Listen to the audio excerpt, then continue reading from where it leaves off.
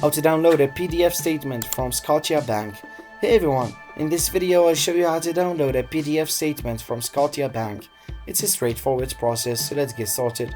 First, go to the Scotia Bank website and log into your online banking account using your credentials. Make sure you're accessing the correct account link to the statements you want to download. Once you've logged in, click Find the Accounts tab or section in the main menu and click on it to see your list of accounts. Once you're logged in, find the Accounts tab or section in the main menu and click on it to see your list of accounts.